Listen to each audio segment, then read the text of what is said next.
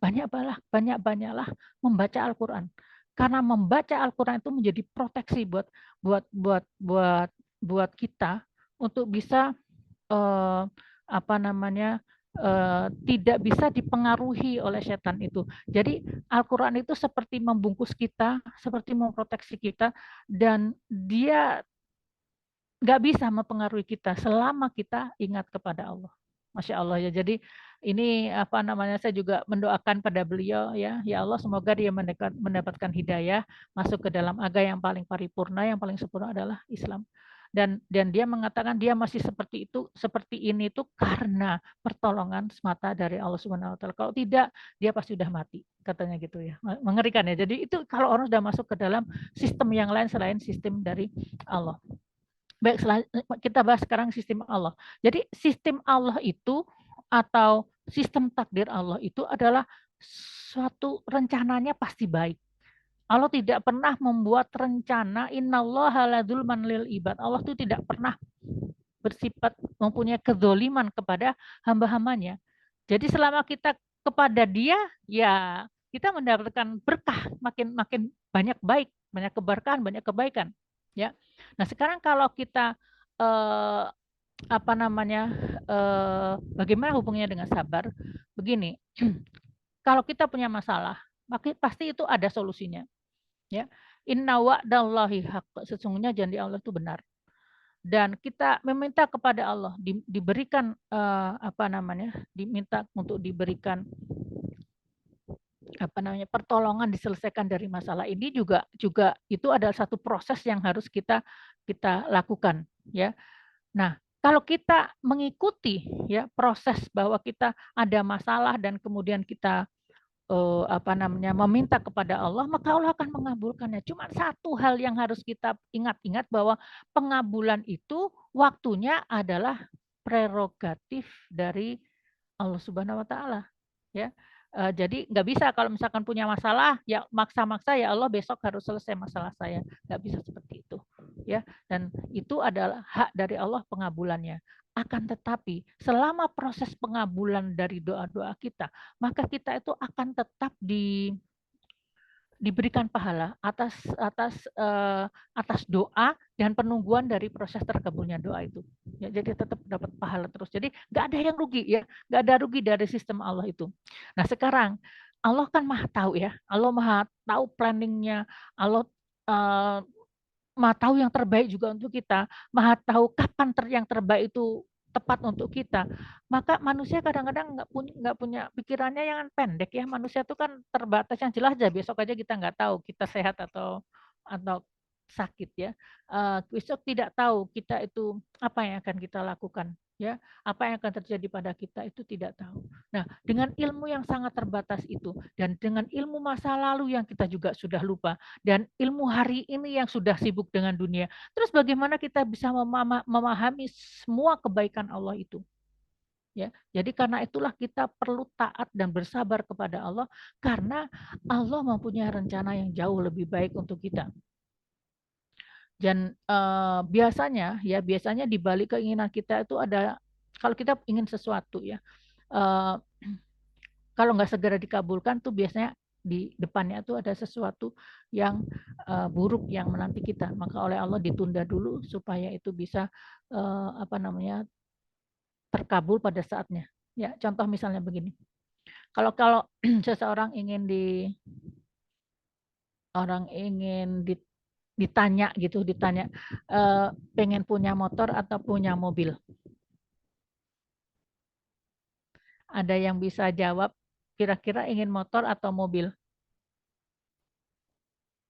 Motor, mete macet.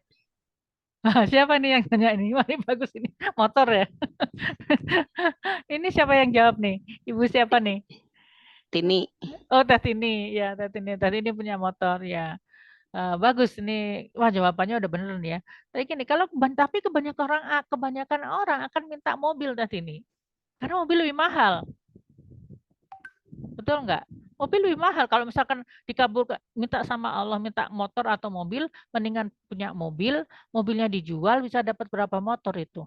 Bisa jadi 10 motor gitu kan. Kemudian yang satu dipakai, yang 9 digojekin kan gitu. Ya, tapi kita lihat dulu ya. Kemudian ketika yang dikabulkan itu adalah kalau misalkan dapatnya mobil ya. Mobil itu banyak masalah loh. Maksudnya kalau kita belum siap punya mobil itu masalah. Seperti misalnya, jadi kalau punya mobil, kalau rumah kita harus nyediain garasi. Jadi harus ada renovasi rumah. Ya, setelah itu, nah tadi teh ini apa macet ya teh ini ya, macetnya minta ampun ya. Jadi enak pakai motor ya. Betul. Kemudian selanjutnya juga kemudian kita punya mobil tapi rumahnya di gang sempit. Ya, gimana masuknya? Akhirnya harus nyewa parkir, cari tempat yang bisa kita. Akhirnya sama aja kita habis naik mobil jalan kaki dulu gitu. Jadi kadang-kadang ada hal-hal yang kita itu nggak paham gitu ya. Kita nggak memahami, pikiran pendek kita mengatakan saya ingin yang lebih, tapi apakah kita memang memang pada level yang sudah tepat untuk mendapatkan apa yang kita inginkan itu, ya belum tentu. Ya, jadi bersabar karena rencana Allah itu selalu lebih baik daripada rencana kita. Ya, selanjutnya.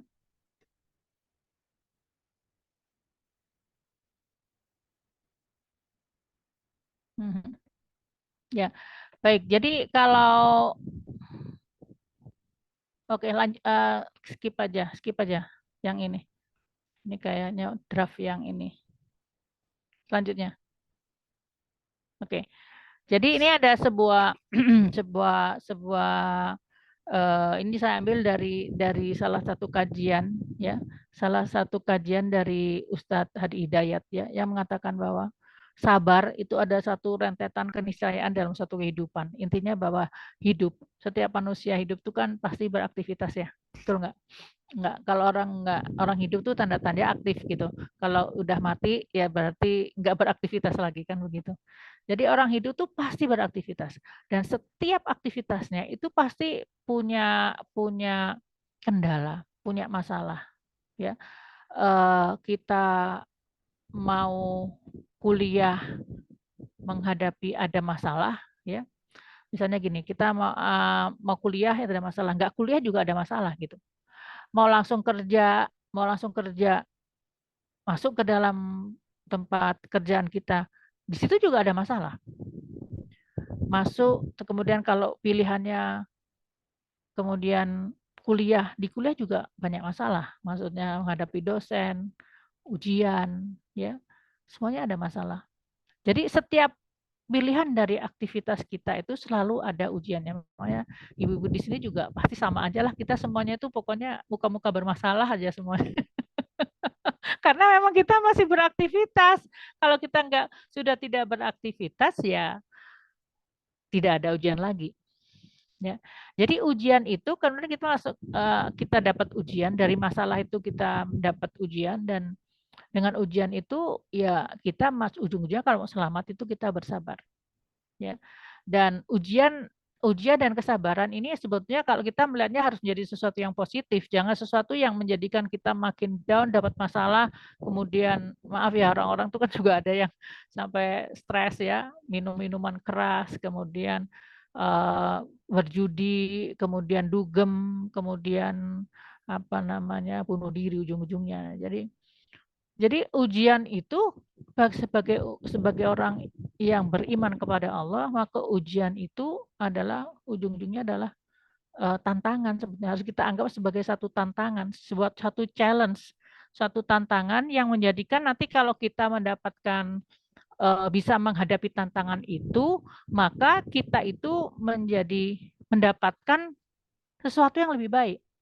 Ya, kita bisa mendapatkan kehidupan yang lebih baik, kita bisa mendapatkan surga karena sabar yang sudah kita lakukan ketika menghadapi ujian itu, dan kemudian kita juga bisa mendapatkan kedekatan dengan Allah. Jadi sebetulnya ujian itu, nah ini kata Ustadz tadi Hidayat tuh, sebetulnya kalau dapat masalah itu harusnya gembira katanya gitu. Karena ketika orang bermasalah ya, dia tuh kan minta kepada Allah, ya.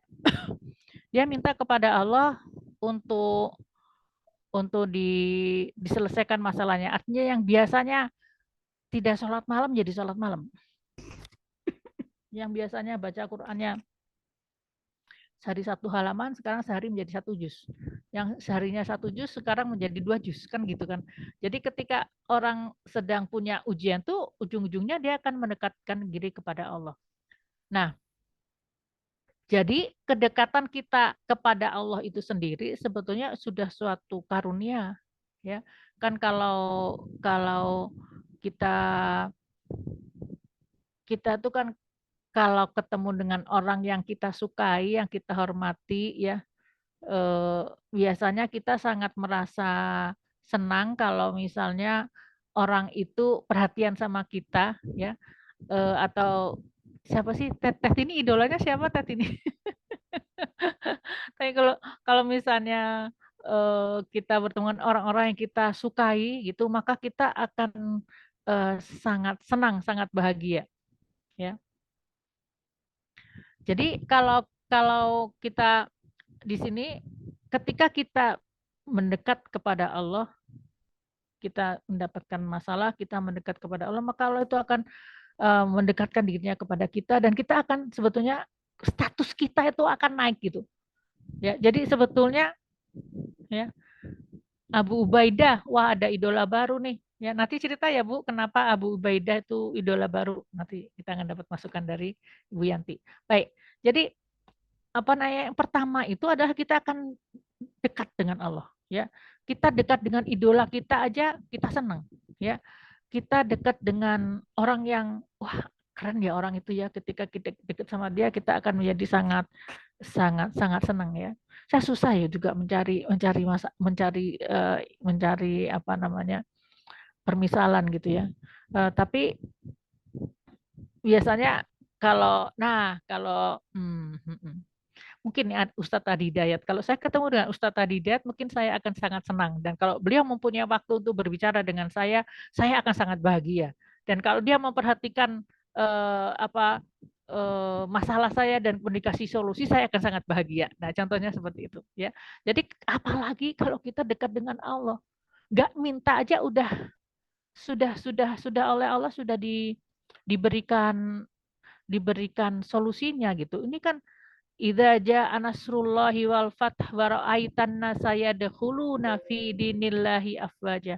Fasabbih bihamdi rabbika wastaghfir innahu kana tawwaba.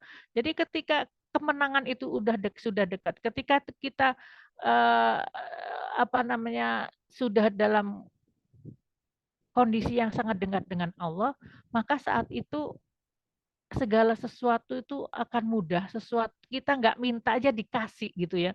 Dan kita akan berderai ya air mata karena bahagia bahwa kita oleh Allah diperhatikan terkait dengan urusan-urusan kita. Oke. Jadi itu yang pertama, dekat pada Allah. Ini nomor 0, 0 harusnya 0 tuh ya, yang slide yang tadi. Yang satu, yang kedua adalah ujian la yukalifullahu nafsan illa wus'aha, bahwa sesungguhnya ujian Allah itu terukur sesuai dengan kemampuan hambanya, ya. Sesuai, Mbak, tapi ini berat banget, Mbak, saya nggak kuat, Mbak, saya nggak tahu gimana solusinya, ya. Ya kalau kalau seperti itu karena nggak tahu aja, nggak tahu solusinya apa, ya. Tapi sebenarnya ada hal yang perlu kita perhatikan. Selain bahwa ujian ujian Allah itu, saya juga kalau melihat ada orang-orang yang diuji oleh Allah dengan ujian yang besar tuh saya, aduh ya Allah, kasihan amat di satu sisi. Tapi di kedua sisi kedua adalah, wah ini level keimanannya hebat banget ya, apalagi setelah kemudian bisa survive dalam menghadapi ujian itu, mendapatkan solusinya, diberi oleh Allah solusinya, saya tinggal melongo aja, saya bilang, Masya Allah, ini beliau ini dapat dapat karunia betul dari Allah, dinaikkan levelnya oleh Allah karena ujian itu. Ya. Jadi, waduh. Yang ketiga ya. Sebetulnya apa ketika diuji itu Allah juga memberikan kunci penyelesaian masalahnya. Ya. Dikasih kuncinya ada di Quran, wasta'inu bisabri wasalah.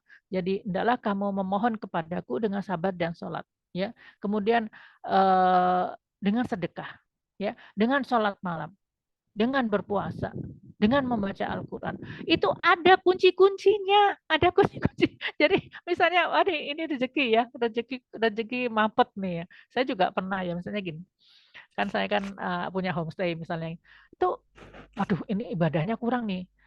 Aduh, saya khawatir gitu ya, khawatir kalau saya ibadah kurang seperti ini karena ada sakit, ada apa.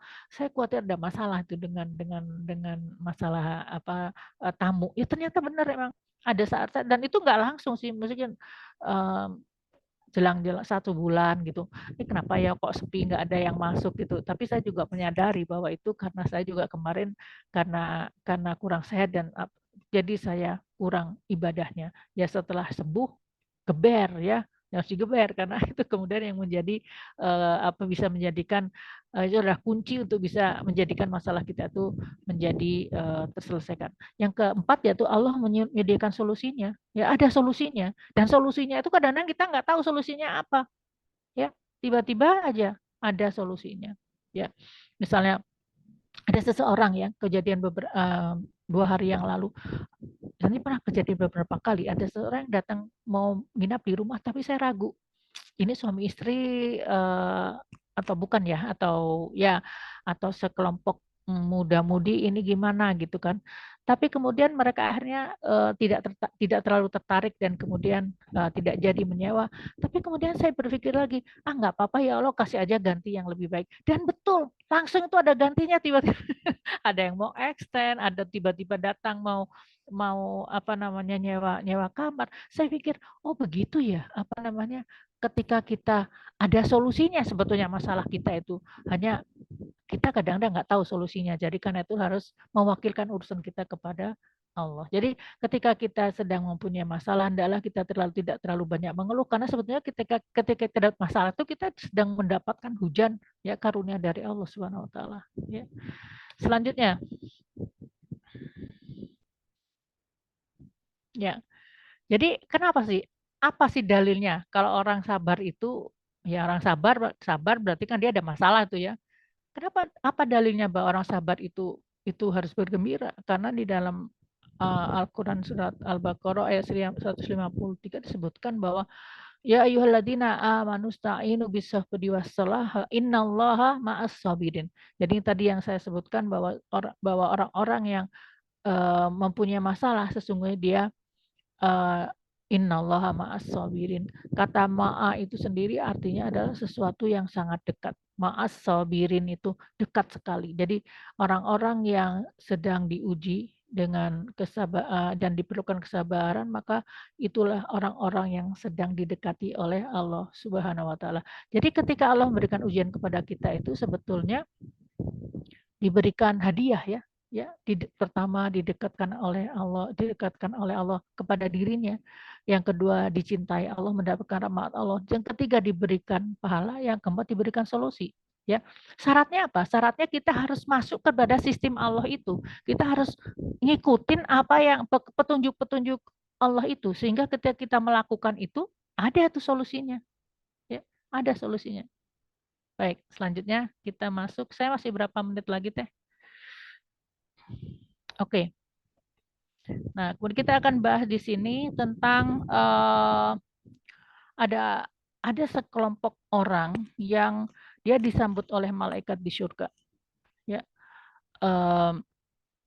jannati adani yadkhulunaha ya wa ma salaha min abaihim wa aswajihim wa dzurriyyatihim. Ya, bahwa ada orang-orang yang mereka itu jannati aden masuk ke dalam surga Aden. Dan mereka itu masuknya tidak sendiri. Mereka masuknya bersama dengan mansolaha orang-orang yang solih di antara keluarganya ya dari bapak-bapaknya atau nenek moyangnya. Jadi abaihim itu artinya bapak dan ya nenek moyang di atasnya, dan juga dari aswajim istri-istrinya, juga dari duriatihim. Duriat itu artinya anak keturunan, jadi bukan cuma anak ya, kalau anak itu adalah aulat, tapi duriat itu artinya anak keturunan, jadi keluarga besar gitu. Jadi masuk ke surganya itu mereka itu adalah tidak sendirian tapi bersama dengan keluarga besarnya, rame-rame bondong-bondong gitu loh. Dan kemudian salamun disebutkan salamun alaikum ya bima sobartum, dan diucapkan malaikat itu berkumpul di depan pintu surga, kemudian dia diberikan salam, jadi diberikan sambutan. Kebayang nggak sih kalau kita kita nggak pernah disambut ya tes ini ya. Biasa-biasa aja. Tapi maksudnya Di Alfamaret. di Alfamaret. Ya paling selamat malam gitu kan ya. Ya, selamat datang di Alfamaret. Tapi itu juga udah lumayan lah, udah seneng lah gitu daripada kita masuk nggak ada yang nyapa ya. Tapi kebayang nggak sih kalau misalnya kita masuk ya kemana ya, ke istana presiden gitu ya, Hotel, hotel. hotel ya, hotelnya bagus, Hilton gitu. Kemudian ketika ketika kita masuk, kemudian didatangi oleh apa, petugas yang cantik, yang rapi, yang ganteng, kemudian ditanya dengan muka yang sangat apa, ramah, kemudian dibantuin, diangkutin kopernya. Itu kan kita kan seneng ya.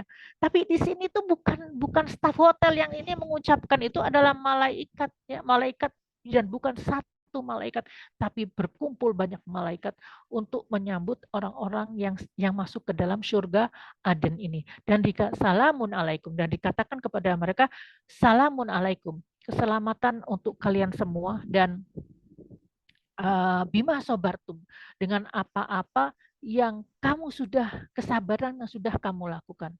Ya, amin ya robbal alamin. Ada yang mendoakan saya nih.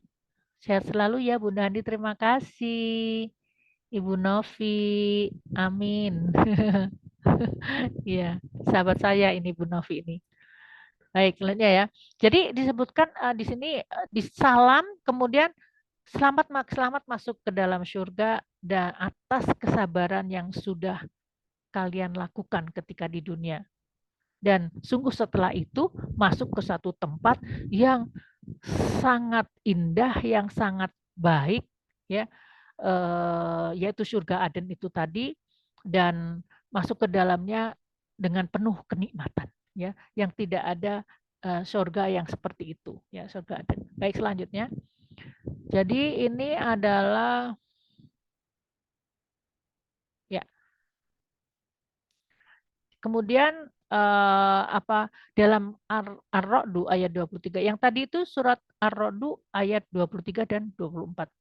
Ayat 22-nya ya menunjukkan siapakah orang-orang yang disambut oleh malaikat di depan surga. Itu adalah orang-orang alladzina ya, sobaru ya, wabetigoa, dan adik adalah orang yang sabar karena mencari wajahullah, jadi mencari keridhaan Allah saja.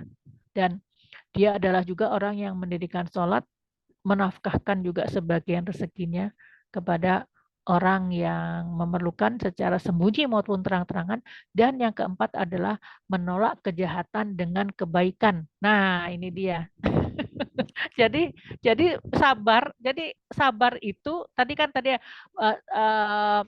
balama sobaro wa gofaro. Jadi yang sabar dan memaafkan, sama ini di sini ada sabar, kemudian juga menolak kejahatan itu dengan kebaikan ya. Jadi apa namanya, kalau ada yang kurang suka sama kita, deketin dia ya, cari celah-celahnya, dia suka apa gitu kan. Kalau suka pisang tanduk ya kita kasih pisang tanduk, kita pisang tanduk. Kalau dia suka, kelihatannya suka kue putu, kita beliin atau kita bikinin kue putu kan gitu ya. Jadi menolak kejahatan itu dengan kebaikan. Dan inilah orang-orang yang mendapatkan surga Aden, orang yang sabar dan memaafkan dan menolak kejahatan dengan kebaikan, dan orang yang mendirikan sholat dan bersedekah. Oke, selanjutnya ya, kemudian kita masih punya waktu nggak ya? Nah, ini kalau ini terkait dengan tadi kan bahasan kita adalah sabar di dalam ujian dan sabar di dalam beribadah. Nah, karena ibadah kita kemarin 2 minggu yang lalu sudah membahas tentang wa'aki musolata, yang jadi sholat itu ya, maka saya sedikit ingin membahas sedikit tentang kesabaran di dalam menghafal. Karena menghafal Al-Quran itu adalah juga suatu amal ibadah. Nah, amal ibadah yang di dalamnya perlu kesabaran ya, karena kita setelah menghafal lupa lagi ya. hafal satu surat yang sebelumnya lupa ya gitu. Dan makanya diperlukan satu kesabaran yang sangat tinggi untuk dalam menghafal Al-Qur'an. Dan orang maksiat aja juga harus sabar ya. Orang maksiat itu kan juga kalau mau berhasil kemaksiatan juga dia harus sabar. Tapi apa namanya dalam menghafal itu juga diperlukan kesabaran. Dan disebutkan juga bahwa banyak cara kita mendekatkan diri kepada Allah ya, banyak caranya. Ada yang mencari nafkah, dengan mencari nafkah dia mendapatkan pahala mendekatkan diri kepada Allah. Ada yang mencari mendekatkan diri kepada Allah dengan menjadi istri yang solehah, ya. Ada yang mendekatkan diri kepada dengan menuntut ilmu, ada yang mendekatkan kepada Allah dengan banyak bersedekah, ya. Tapi kita akan coba membahas mendekatkan diri pada Allah dengan langsung menghafal kalamullah. Ya, dan ini adalah satu ibadah yang mulia, sangat mulia sekali, dan orang-orang yang menghafal Al-Qur'an itu diberikan derajat yang janji derajat yang sangat mulia di surga ya, dan ternyata itu di surga Aden juga ya. Dan menurut Aisyah bahwa derajatnya itu di atas derajat penghafal Quran itu sudah tidak ada surga lagi. Nanti kita lihat hadisnya ya. Jadi sebetulnya ya para penghafal Allah sudah menyatakan di dalam surat Al-Fatir ya, ayat 32 bahwa sesungguhnya kitab kami itu kami wariskan kepada beberapa orang yang terpilih di antara hamba-hamba kami gitu. Jadi orang-orang yang menghafal Al-Qur'an ya, maka mereka itu menjadi hamba-hamba Allah yang terpilih yang pertama. Yang kedua disebutkan dalam hadis juga menjadi keluarga Allah. Siapakah keluarga Allah di muka bumi? Yaitu mereka yang menghabiskan waktunya siang dan malam dengan Al-Qur'an. Ya. Dan Al-Qur'an itu menghafal Al-Qur'an itu kalau menurut saya ya gampang-gampang susah gitu. Artinya gini. Sebetulnya actionnya itu nggak susah ya. Mengulang. Justru kita yang susah adalah mengendalikan emosi kita untuk bosan mengulang. Ya, kita bosan untuk mengulang itu karena nafsu kita. Tapi sebetulnya makhluk Allah di muka bumi ini semuanya kan juga banyak yang mengulang ya. Ya, contoh apa? Matahari. Matahari muter gitu di galaksi itu. Ya, sepanjang hidupnya dia berputar gitu. Bulan berputar mengelilingi bumi. Sepanjang hidupnya, sejak diciptakan sampai dia nanti akhirat di kiamat, dia tetap saja berputar. Gitu. Ya. Kita sendiri juga kok setiap kali kita juga makan, habis itu lapar lagi, makan lagi. Ya. Kemudian kita ke belakang lagi. Ya. Kita minum, haus, minum lagi. Gitu. Jadi sebetulnya banyak hal-hal yang sunatullah yang memang biasa aja gitu, menghafal mengulang itu biasa gitu loh. Tapi karena kalau udah menghafal Al-Qur'an, nafsunya untuk bosan itu ya, itu yang menjadikan berat untuk kita ya. Itu yang pertama. Yang kedua kebosanan itu. Yang ketiga adalah bagaimana kita menghilangkan ego kita supaya kita tidak fokus kepada tujuan tapi fokus kepada proses. Jadi tujuan kita apa? Ya, tujuannya apa dulu sekarang? Kalau tujuannya itu untuk disebut hafiz Quran ya tuh menurut saya itu hanya bonus ya sebetulnya.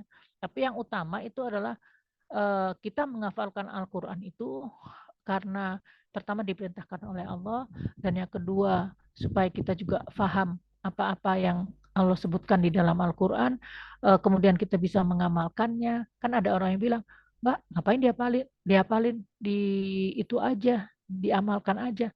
Kita nggak akan pernah bisa mengamalkan sesuatu yang kita nggak tahu. Kalau kita tidak mengetahui itu, bagaimana kita bisa mengamalkannya? Makanya kita harus mempelajari Al-Quran itu. Gitu.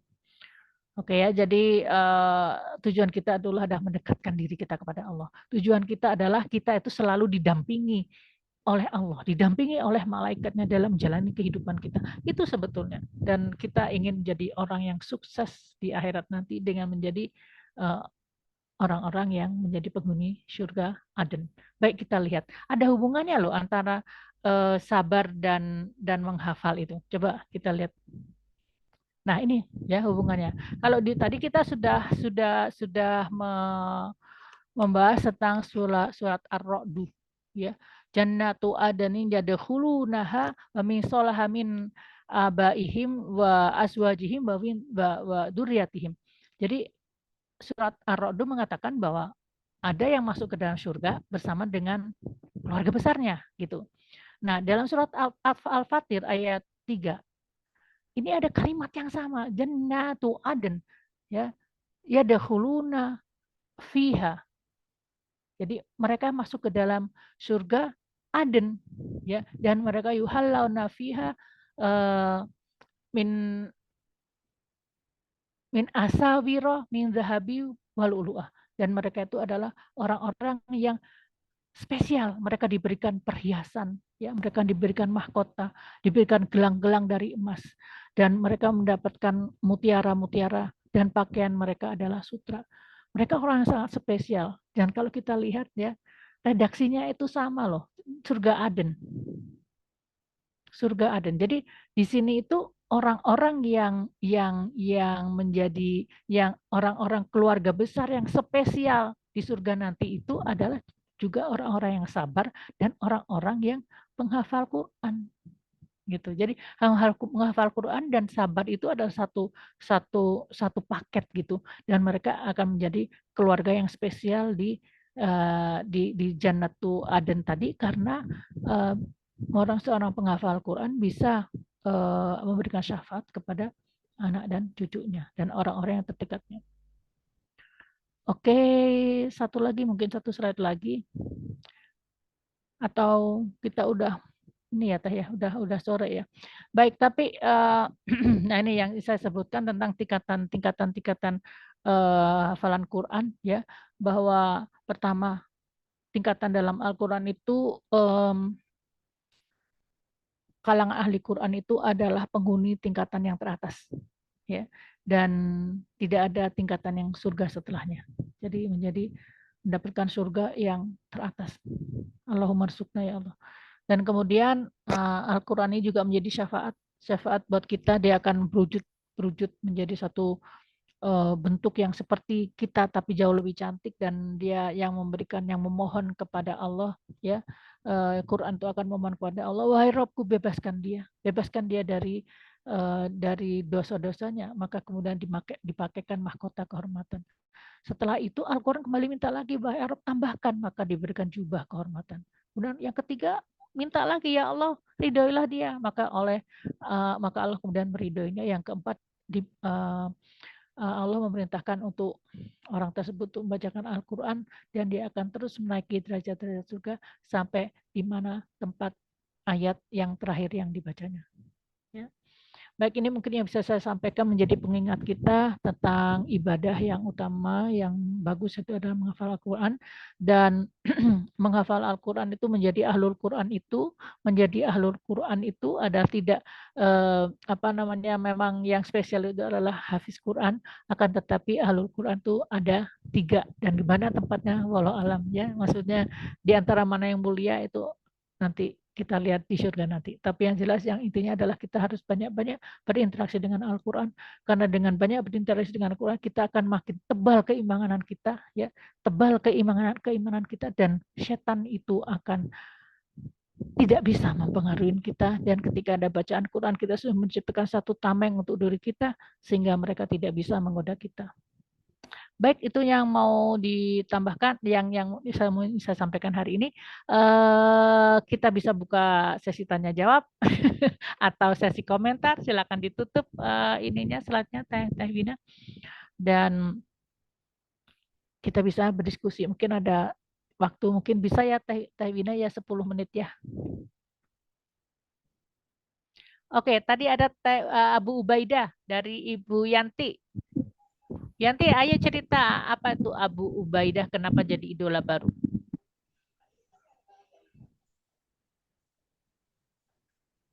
Assalamualaikum. Waalaikumsalam warahmatullahi Jadi maaf wabarakatuh. nih off cam soalnya saya sambil jahit. Oh ya, mangga, Tadi juga silakan. telat masuknya baru datang. Iya, heeh. Iya, terima kasih Bu Hani pencerahannya, ilmunya sangat bermanfaat Sama-sama. buat saya. Amin, Mudah-mudahan alhamdulillah. mudah-mudahan saya sedikit demi sedikit bisa menjalankan Amin, apa yang didengar di apa yang disampaikan sama Bu Hani. amin, Alhamdulillah. amin ya Allah ya Iya, Rabbal Alamin. Baik. tadi Itu saya iseng cerita aja. apa Abu Ubaidah? Abu Iya, Ubaidah ini apa? Cerita apa? Kenapa menjadi idola baru? iya, saya kan sering dengar berita itu ya, apa tentang Palestina gitu ya, Masya Allah. Ya, Itu kan Abu Ubaidah itu kan juru bicaranya Hamas ya.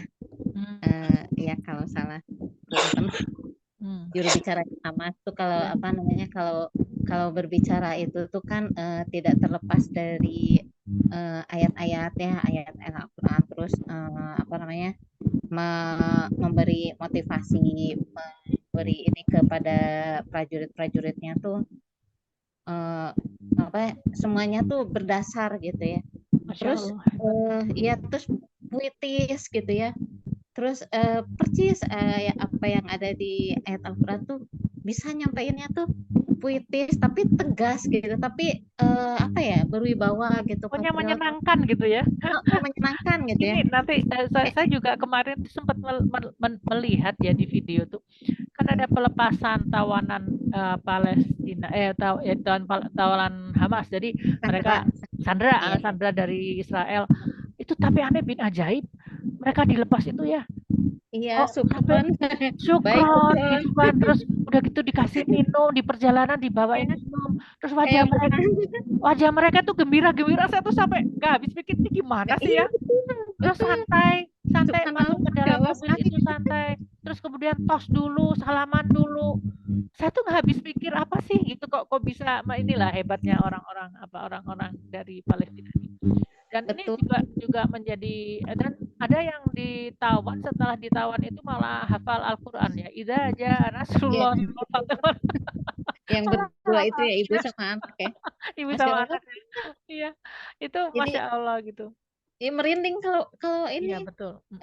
apa ya kalau ngedengerin dia tuh jangankan kita yang dewasa gitu ya, anak-anak kecil, terus dia kucing aja terkagum-kagum kalau ada suara dia langsung fokus gitu kan, Masya itu Allah. kucing gitu kan, Masya Allah. Anak-anak Iya. kecil ya kan. Saya tuh sebetulnya juga ini Bu, maaf saya jadi agak memutus ini. Saya sendiri dulu waktu membaca sebuah hadis ya terkait dengan akhir zaman, disebutkan bahwa tentang kemuliaan dari negara Syam ya. Itu Hmm, sebelum Palestina yang seperti sekarang.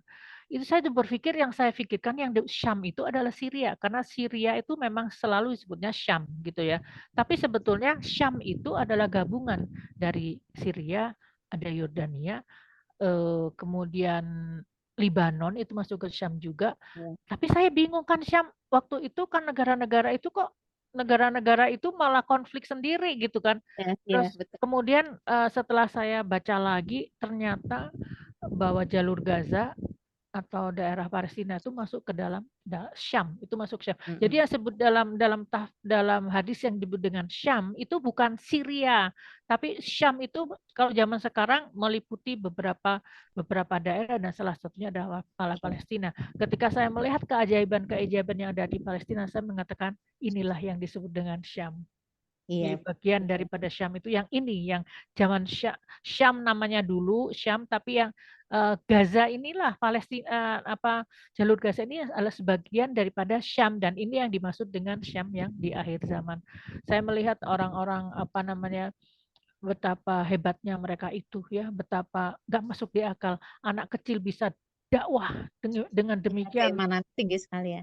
petah gitu ya. Jadi dakwahnya tuh masuk gitu ya, Iya, bicaranya tegas. Itu saya pikir itu iya gitu. itu bukan itu sesuatu yang di luar nalar gitu kalau menurut saya. Iya, Jadi memang iya, ini sudah akhir zaman, kita harus juga memahami ini dan kita harus tetap mengikuti paling tidak apa yang terjadi di sana, dan kita juga berusaha untuk bisa membantu apa yang bisa kita bantu. Saya sebenarnya juga ingin sekali juga buka donasi, kan kita selalu punya donasi ya. Donasi Iya. untuk kemana, kalau setiap hari Jumat kan kita punya donasi. Cuman belum tahu donasinya lewat mana gitu loh, karena di satu sisi juga pemerintah saja untuk mendonasi ke ke ke Palestina itu aja kan diblokir. Jadi Iya. Palestina kan diblokir, jadi nggak bisa masuk gitu. Dan jalurnya mana gitu. Belum lagi ada orang-orang yang pertama masalah pemblokiran, yang kedua juga orang yang amanah untuk bisa menerima ini. Kalau ada teman-teman yang punya informasi mana yang kira-kira bisa kita salurkan, saya pikir sedikit ataupun ya sedikit banyaknya kita bisa juga mulai untuk mendonasikan sebagian daripada harta kita ke Palestina gitu ya. Cuman Iya. kalau ada informasi silahkan kemana gitu, karena ada banyak sekali yang sebetulnya akhirnya tuh tidak jelas gitu.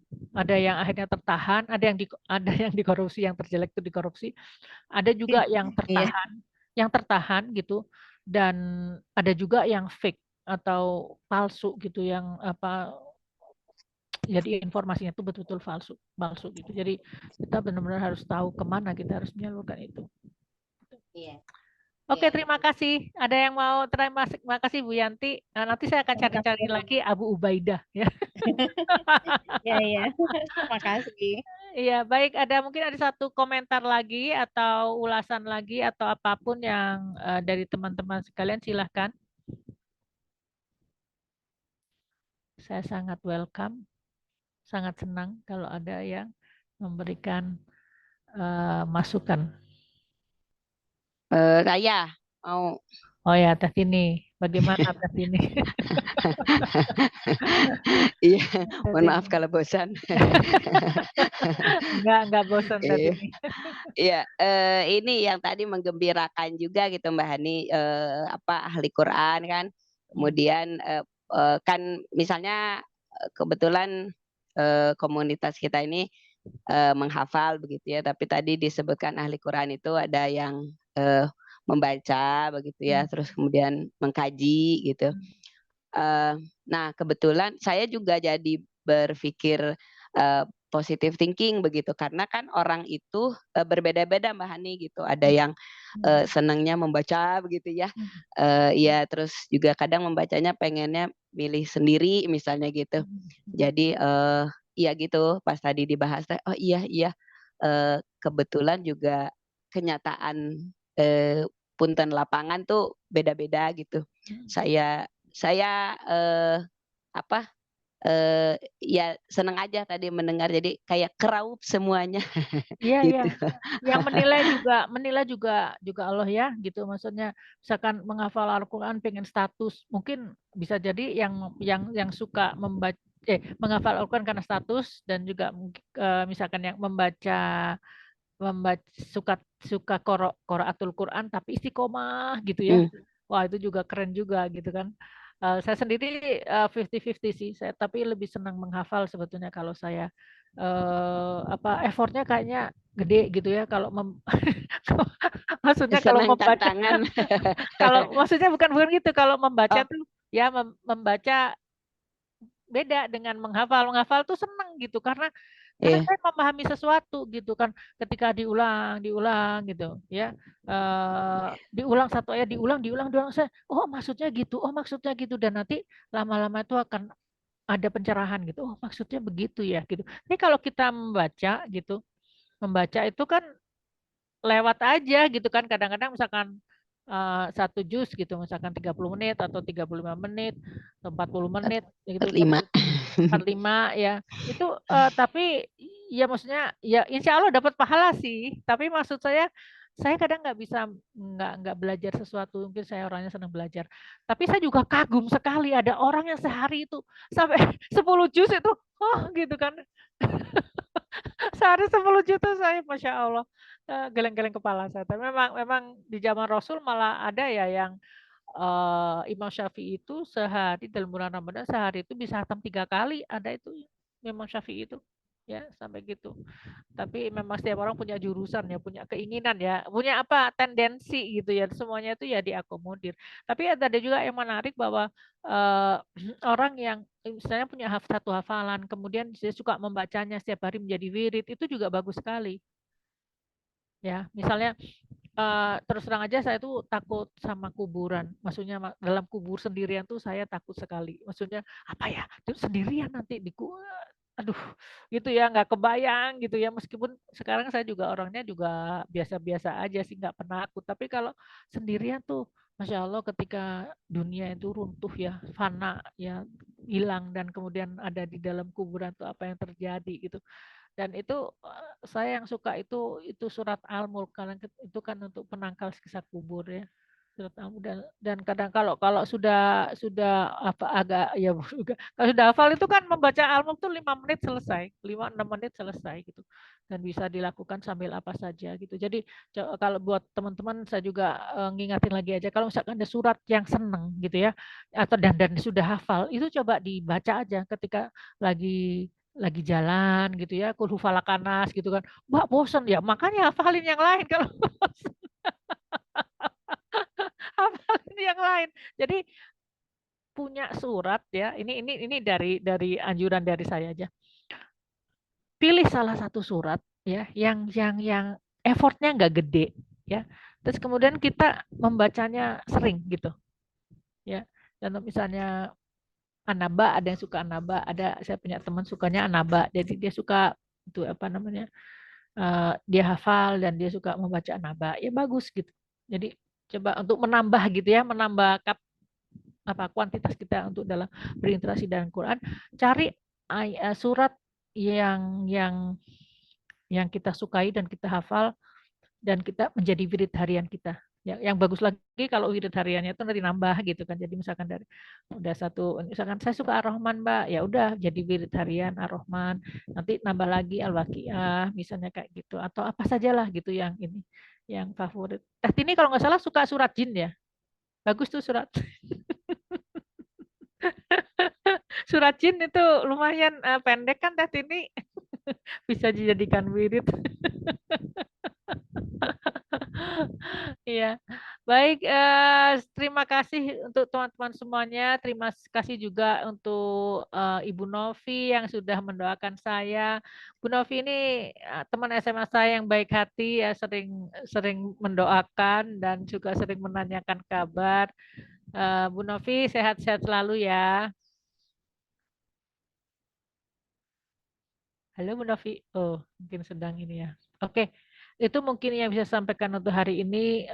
Silahkan kita akan bertemu lagi insya Allah di minggu depan, Sabtu depan insya Allah. Terima kasih atas kehadirannya. Semoga teman-teman semuanya disayang oleh Allah Subhanahu Wa Taala, dimudahkan urusannya, dilapangkan hatinya, ditambahkan kesabaran dan ibadahnya. Amin ya Allah ya Rabbal Alamin. Assalamualaikum. Waalaikumsalam warahmatullahi wabarakatuh. Terima kasih Bunda Hani, jazakallahu khairan. Sama-sama Ibu.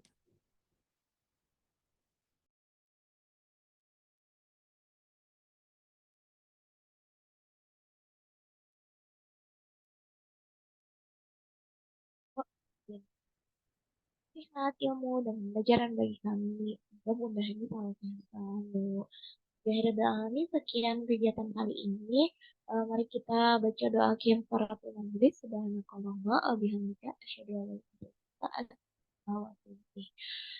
Apabila kami sama membawakan kegiatan ini ada kekurangan dan kesalahan, kami mohon maaf dan kepada Allah kami mohon ampun. Wabillahi taufiq wal hidayah. Wassalamualaikum warahmatullahi wabarakatuh. Terima kasih pada semuanya. Ada Ibu Warniti, Pak Apri, Bu Vila, Bu Cucu, ada Bu Ade, ada Teh Nini. Terima kasih Teh Nini. Ada Bu Teh Iis, Tati, ada Bu Yeti, Bu Yanti, Ibu Yeti, Teh Widya. Terima kasih semuanya, Teh Tini, Teh Ika. Terima kasih sehat-sehat semuanya. Selamat menjalankan ibadah sholat maghrib. Terima kasih Teh Wine, Teh Tini. Terima kasih Ron.